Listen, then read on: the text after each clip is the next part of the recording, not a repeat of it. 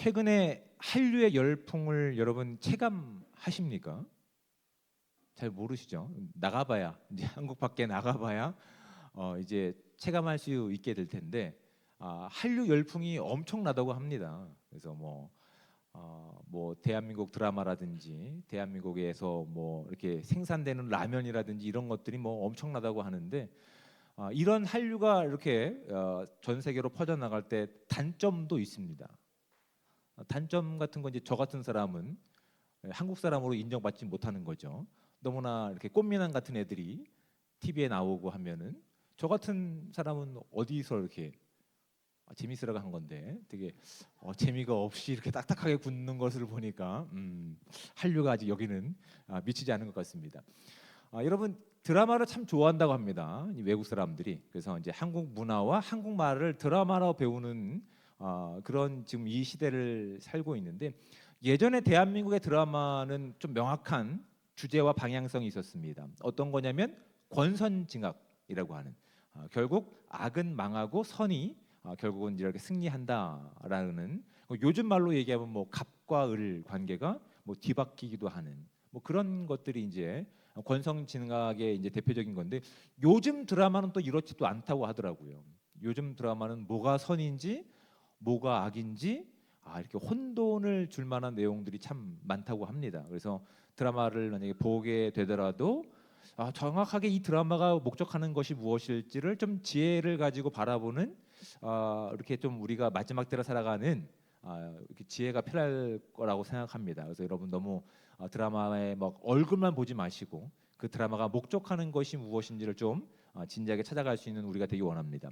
여러분 요셉의 이야기입니다. 야곱의 이야기입니다. 사실은 야곱의 이야기도 드라마로 내도 오늘날 드라마의 내용과 크게 다르지 않습니다. 이건 뭐 막장 드라마가 없습니다. 이 집안을 보면 그렇죠.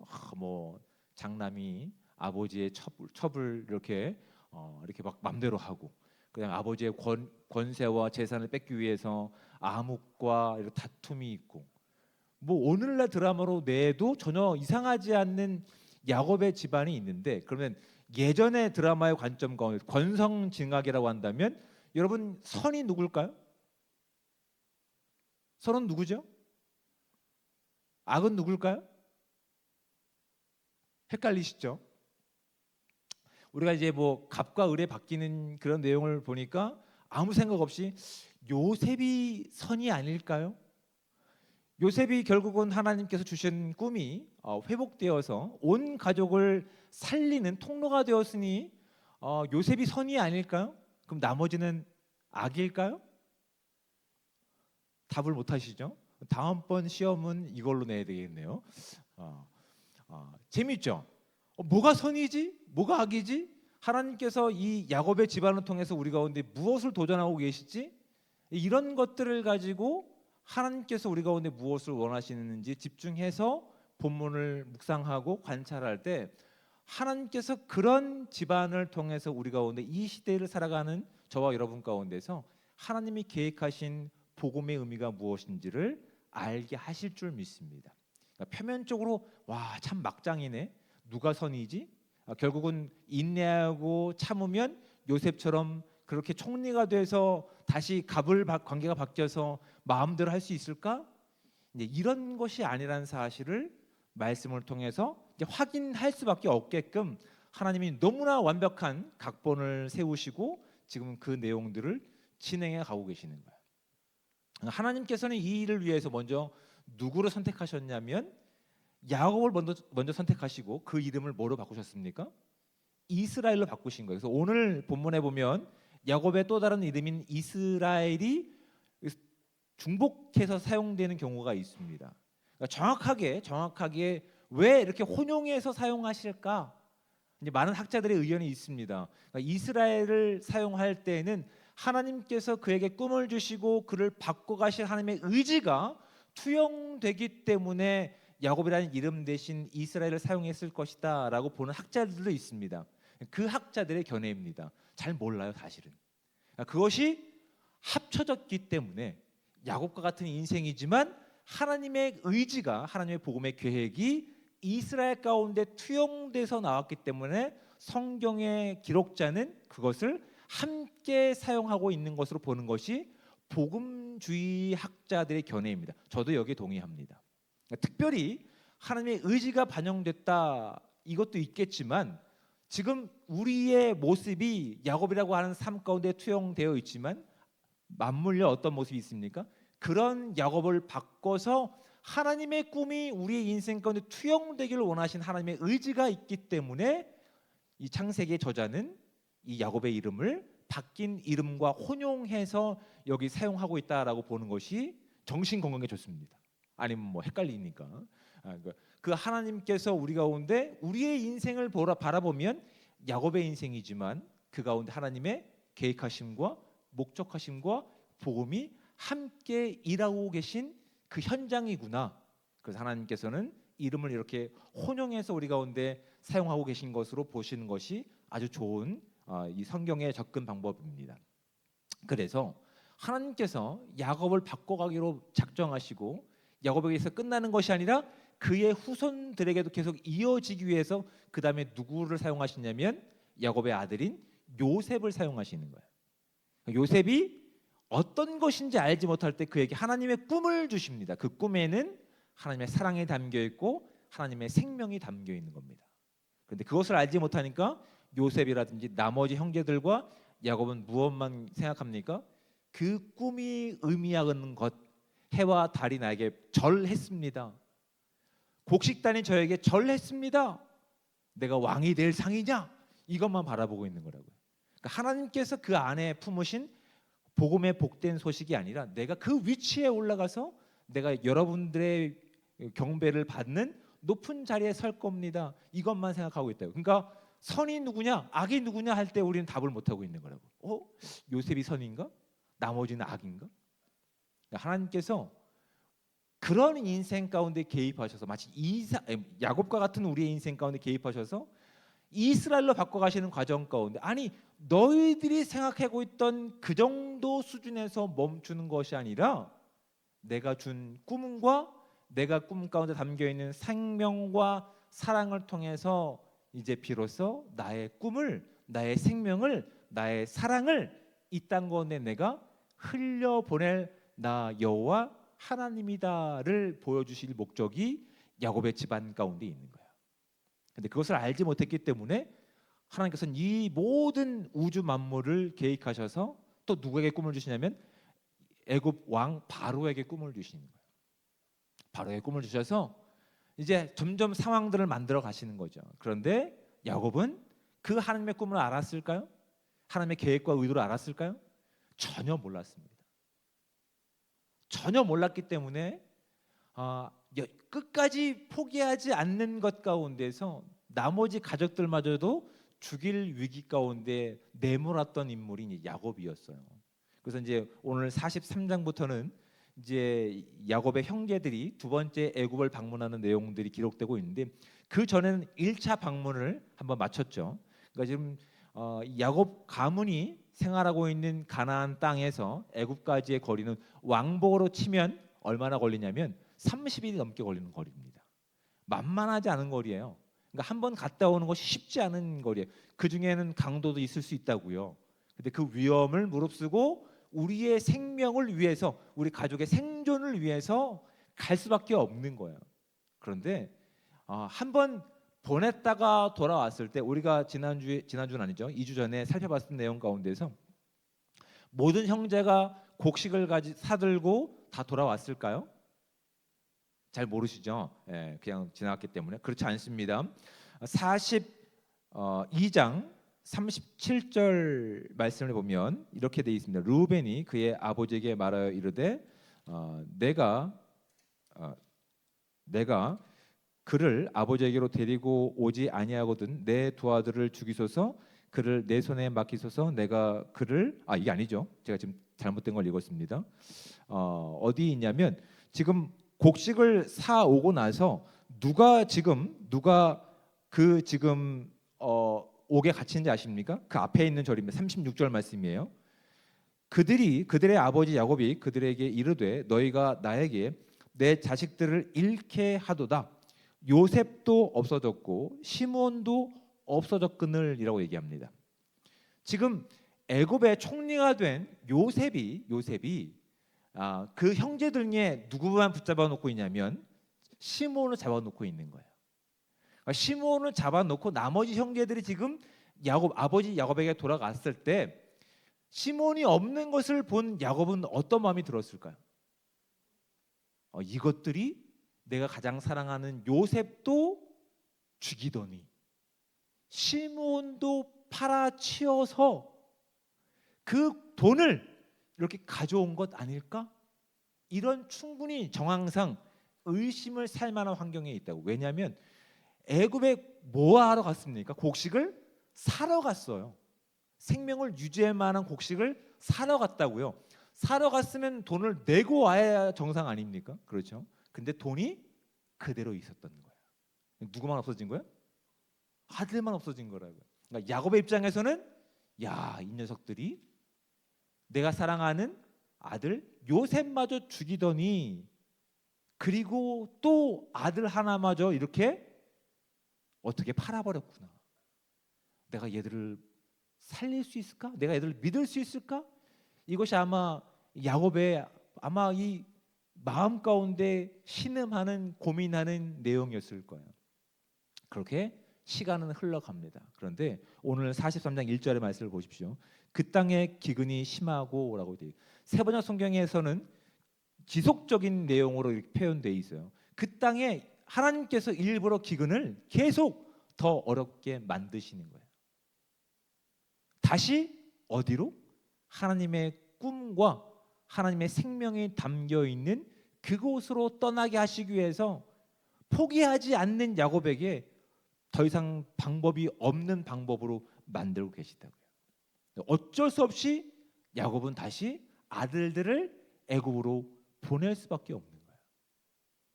보내야 사실은 하나님께서 야곱과 요셉을 통해서 이 땅 가운데 보이실 복음의 내용들이 드러나는데 지금 야곱은 당한 게 있는 거지. 내가 한 번 자녀를 잃어봤고 또 자녀를 잃었는데 어떻게 또 그나마 내가 또 사랑하는 베냐민마저 내가 너희한테 맡길 수 있겠느냐? 절대 못 맡겨. 그러니 마음대로 해. 근데 어떤 상황입니까? 안 보내다 보니 가족 전체가 몰살 아사 직전까지 간 거예요. 어쩔 수 없이 가야 되는 거. 어쩔 수 없이 보낼 수밖에 없는 야곱의 그 심정 가운데 14절 말씀을 볼까요? 이렇게 되어 있습니다. 전능하신 하나님께서 그 사람 앞에서 너에게 은혜를 베푸사 그 사람으로 너희 다른 형제와 베냐민을 돌려보내게 하시기를 원하노라. 내가 자식을 잃게 되면 이르리로다 라고 얘기합니다.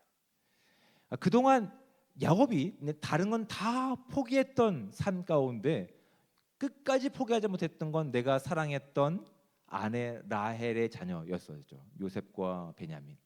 그런데 그들을 품고 있다 보니 나머지 가족들마저 나머지 자녀들마저 다 죽이게 되는 상황 가운데서 이제는 안 되겠다. 내 아이들, 내가 사랑하는 아이들을 살리기 위해서도 결국은 보낼 수밖에 없다. 어차피 이렇게 죽나 저렇게 죽나 마찬가지니 이제 내가 그 모든 주권과 모든 선택을 하나님께 맡겨드리겠다라는 말도 안 되는 고백을 지금 야곱의 이 고백 가운데 담겨 있는 거예요. 그런데 여러분, 이 내용 가운데 놀라운 하나님의 복음에 대한 메시지가 담겨 있는 거예요. 여러분, 이 야곱의 이야기를 신약에서 하나의 대표적인 인물로 한번 찾아본다면 누가 있냐면 사도 바울이라고 하는 인물이 있습니다. 사도 바울이 이게 하나님의 사람으로 변화되기 전에는 사울이라고 하는 이름을 가지고 있던 사람이었어요. 그는 하나님을 사랑하는 사람이었을까요? 아니었을까요? 하나님을 굉장히 사랑하는 사람이었어요. 네, 어떤 방식대로? 자기 방식대로. 내 방식대로 하나님을 너무 사랑하는 거야. 그래서 정말 하나님께서 이 땅 가운데 생명을 위해서, 사랑을 위해서 보내신 예수 그리스도를 그는 믿지 못하고 예수 그리스도의 부활을 살아가는 그 추종자들마저도 너무 미워하는 거예요. 그럼 이게 하나님을 사랑하는 걸까요? 아니죠. 근데 사울은 그것이 사랑한다라고 생각했던 거예요. 그래서 하나님을 그렇게 사랑하고 하나님의 생명을 살아가고 부활의 능력을 살아가는 스데반 집사가 죽어가는 그 현장 가운데서 사도 바울은 뭐라고 얘기합니까? 그 죽음을 마땅하게 여겼다라고 되어 있는 거예요. 여러분, 우리의 모습이 야곱의 모습과 변하기 전 사울의 모습과 다르지 않아요. 그는 하나님을 사랑한다라고 되어 있어요. 사랑한다고 고백했어요. 그것이 거짓말은 아니었어요. 그렇죠? 그런데 그 안에 무엇이 없습니까? 예수 그리스도의 꿈이 없어요. 생명이 없어요. 예수 그리스도의 이 땅을 사랑하는 사랑의 내용이 없어요. 사랑을 얘기하고 있지만, 생명을 이야기하고 있지만, 결국 그 생명 때문에 나머지 가족을 죽이려고 했던 야곱처럼 사랑을 이야기하고 있지만 그 사랑의 결과가 누군가를 죽이는데 앞장섰던 사울처럼 우리도 그런 모습으로 이 땅을 살아가고 있다고 하는 사실을 성경은 야곱의 이야기를 통해서 우리 가운데 투영시키고 계시는 거예요. 우리가 드러나지 않았던 하나님을 사랑한다는 모습 가운데 정말 하나님의 꿈과 생명과 사랑이 있는지를 야곱의 집안을 통해서 분명하게 보기를 하나님께서는 분명히 원하고 계시는 거예요. 끝까지 포기하지 않는 어떤 것들이 있어요. 어떤 사람들은 그렇게 얘기합니다. 목사님, 제가 언젠가는 교회 꼭 갈 겁니다. 제가 하나님을 모르고 있지 않습니다. 제가 하나님을 알고 있습니다. 그런데 제가 담배 피고서 어떻게 하나님께 예배할 수 있겠습니까? 제가 이렇게 거짓말을 하면서 어떻게 하나님을 믿겠습니까? 라고 내가 스스로 정의를 합니다. 의의 정의를 하고 사랑의 정의를 하고 생명의 정의를 한다고요. 또 다른 어떤 예들이 있습니다. 내가 하나님을 그렇게 사랑한다고 예배하고 있지만 결국은 내가 하나님 앞에 꺼내놓지 못했던 나와의 하나님과의 관계에서의 어떤 죄악된 모습들이 있어요. 나는 알고 있어. 하나님도 분명히 알고 있지만 끊어내지 못하는 지속적이고 집요한 우리의 죄악된 모습들이 있다고요. 드러나지 않으니까, 밝혀지지 않으니까, 적당하게 하나님과 나와의 사이에 거리를 두고 너무 깊이 하면 내 마음이 다칠까봐 그렇게 하나님께서 내 손을 붙잡고 끌고 가시려고 하는 그 생명의 길 가운데, 그 사랑의 길 가운데 적당하게 손을 놓으려고 하는 우리의 모습들도 있다고요. 마치 야곱의 집안처럼. 근데 하나님께서는 누가 악인이고 누가 선인인지를 드러내시는 것이 아니라 악인 같은 야곱의 인생을 살아가는 저와 여러분 가운데, 오늘 이 시대 가운데 내가 너를 통해서, 네가 잘나서가 아니라 너희 안에 심어둔 내 복음, 내 생명의 씨앗을 통해서 너희뿐만 아니라 너희 주변 모든 사람들이 내가 가지고 있는 사랑을 누리기를 원한다. 생명을 누리기를 원한다. 이 꿈을 우리 가운데 지금 던져놓고 계신 거라고요. 그 꿈이 성취되기 위해서 야곱은 선택할 수밖에 없는 거라고. 어떤 선택을? 내가 끝까지 포기하지 않고 고집부렸던 무엇인가를 포기하기를 원하고 계신 거라고요. 그걸 비로소 내려놓을 때 하나님께서 나에게 주셨던 그 생명, 그 복음, 나뿐만 아니라 그것을 통해서 내 가정이, 나와 상관하고 있는, 나와 교제하고 있는 주변 사람들이 예수 그리스도의 복음을 누리게 될 줄 믿습니다. 그래서 하나님께서는 야곱의 인생 가운데 깊이 개입하셔서 정말 고집센, 절대 포기하지 않는 그 인생 가운데 지속적으로 개입하셔서 그에게 주셨던 꿈이 현실이 되어서 그뿐만 아니라 그 주변에 있는 모든 사람들이 하나님의 복을 누리기를 이미 원하고 계시는 거예요. 또 다른 내용이 어떤 건지 아십니까? 우리는 거기에 조건을 답니다. 제가 이 정도 일을 했으니 하나님 적당한 거기에 대한 보상이 저한테 주어져야 되는 것 아닙니까? 근데 하나님께서는 우리 양식을 살아가는 그 시간 가운데 요셉을 통해서 어떤 일이 이루어진지 아시죠? 그 양식 값을 이미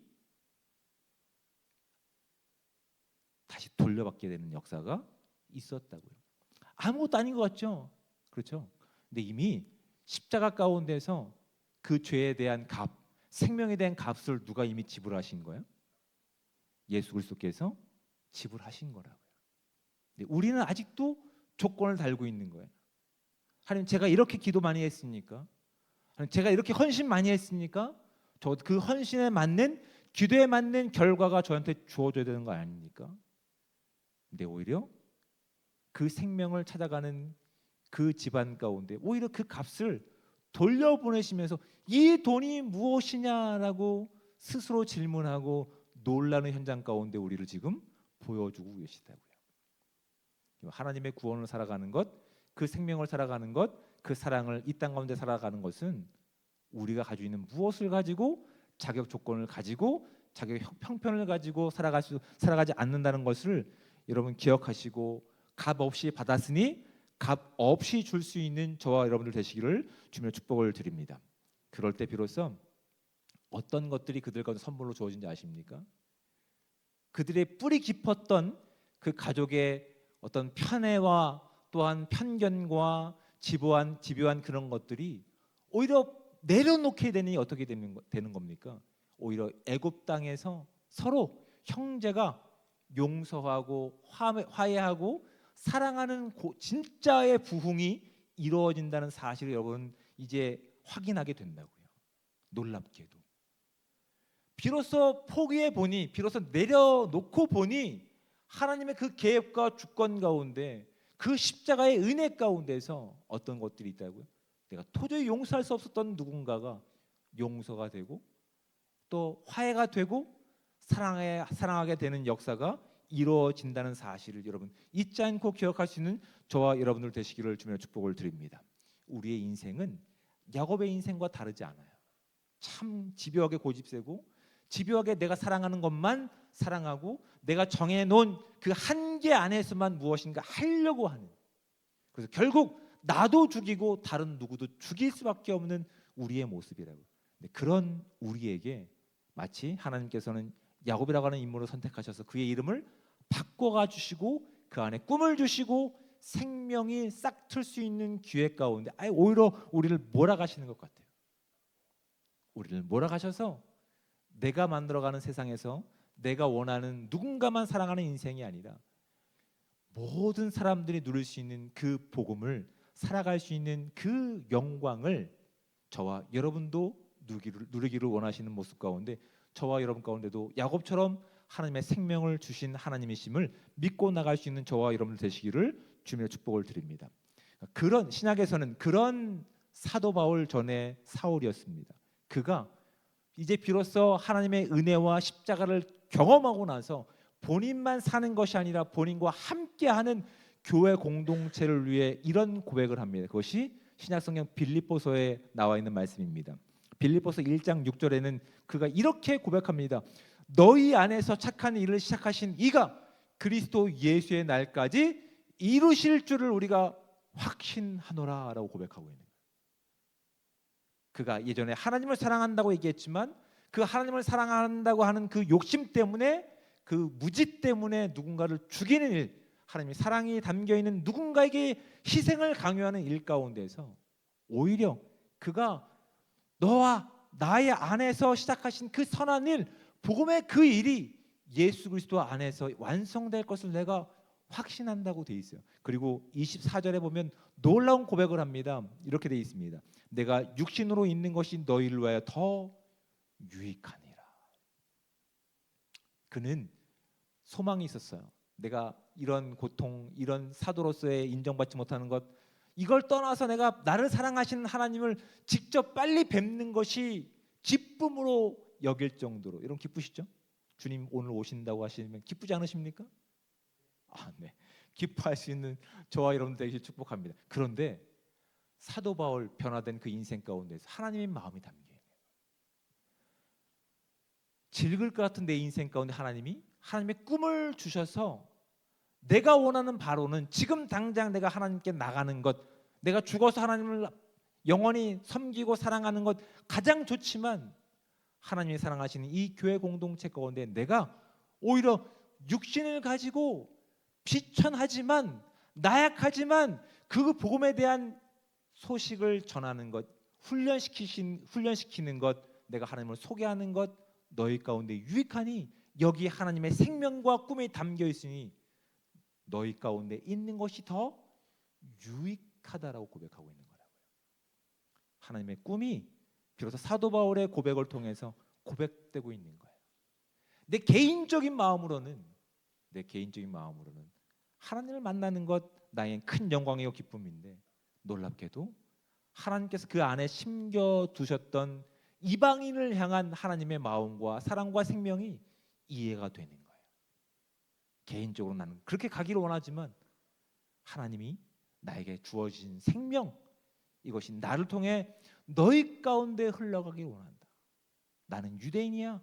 나에게는 유대인을 구원시키고 싶은 열망이 있어. 근데 하나님은 나의 한계를 넘어 그 땅을 보게 하셨어.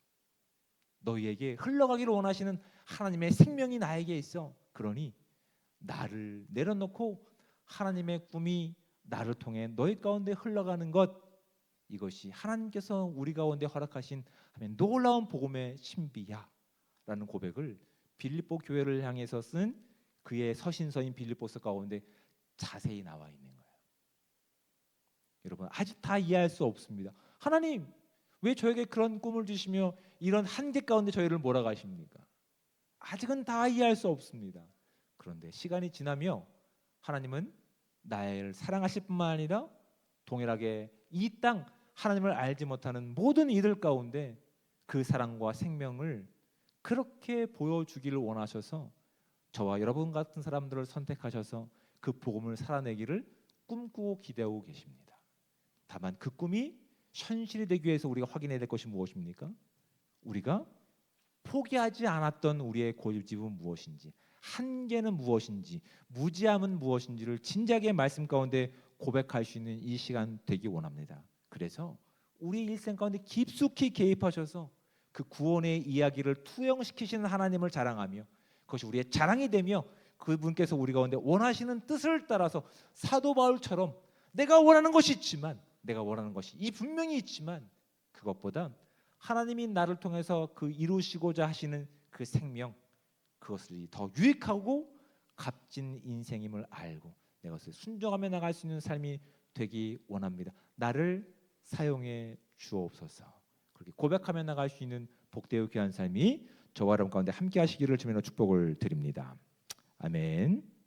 자, 함께 나와서 결단의 찬양을 하신 후에 기도하도록 하겠습니다.